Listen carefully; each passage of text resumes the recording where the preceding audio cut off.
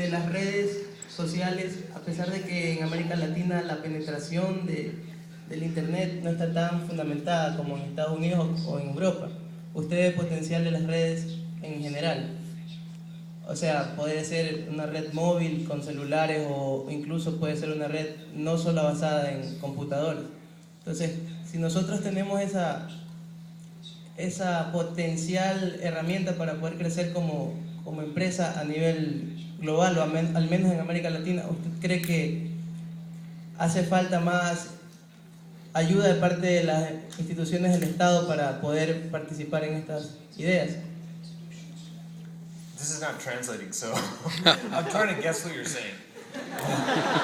You're asking about American Latinos, is that right? And you're asking about the growth economy in the social network and talking about the planning in the institution of the public institutions. Okay. The economics of social networks, is that what you're asking about? The economics, so like the revenues, is that what you mean? The revenues of social networks, okay, so if that's your question, then the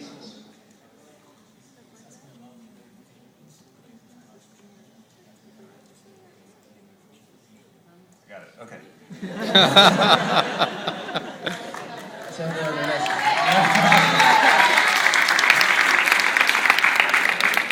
Okay, so it depends on how long-term your view is.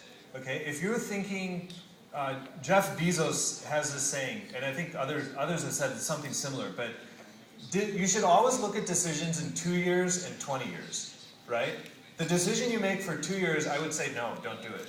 It doesn't make sense, right? But if I looked in 20 years, Latin America is, it's very interesting from a business perspective.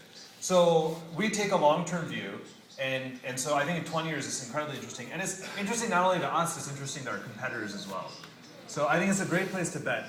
A place like Ecuador could benefit from, the government, for example, helping infrastructure, right? So if there were internet connections all over Ecuador, it would change your lives. I mean, people would be able to get information a lot easier. People would probably be developing a lot more services for Ecuador as well. So I actually think that's really, a really key step. But if you take a 20-year view, I think it is a very interesting place to be investing. Hi, I got a question. Okay. Excuse me, Mr. Yeah. I think that the one problem that have hi-fi is a page too heavy. Sorry. I think that many people. Is it working? Okay, try it. Yo pienso que es una página que, Yes. o sea, hi-fi, es una página demasiado pesada. ¿No cree que combinar juegos y combinar más aplicaciones la haría incluso más pesada y que menos personas la dejen de usar? Yeah. Okay, good question.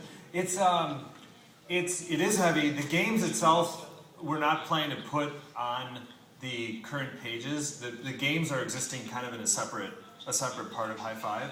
I think you're asking a couple of questions. You're saying like, what can we do to lighten up the pages? And there are initiatives for that, right? So, part of the reason that we actually got big in Latin America is because we focused on that very early on. It's funny how over time the pages have gotten heavier, but we have some product initiatives right now to lighten up the pages. One of the things that's challenging is that there's a lot of functionality that people like. For example, being able to put HTML on your page. And then if you make the page lighter, you need to take away the functionality, and then that upsets certain people. But there's certain initiatives that we have in place that'll thin down the pages and make them faster to load.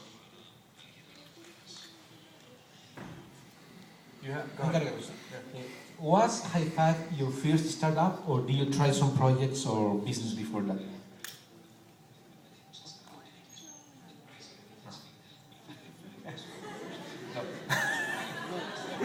You just translated into Spanish for me.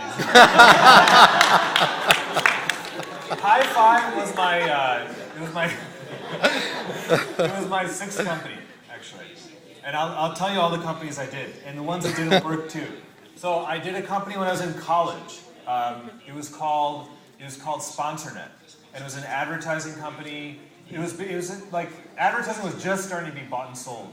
but we built an online auction so that you could put your advertising in, and you know, media buyers could come in and buy it. Failed, completely failed. And so my co-founders from that, by the way, went to start PayPal, right, which has done quite well. So the first time may not be, you know, the one that works, but you can make it work after that.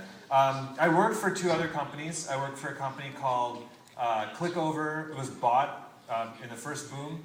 I worked for a company called Yahoo Groups, eGroups, which was bought by Yahoo. It's Yahoo Groups. And then in between, I started 2 more companies. I started a customer support company, and I started a company that was like a technology like Flash, basically. It was to build 3D environments within a browser.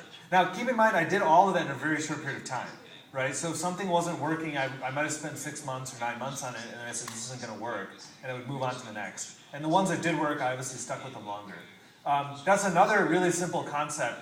When something's working, you kind of know it's working, and ride it, right? Ride it and expand it as far as you can.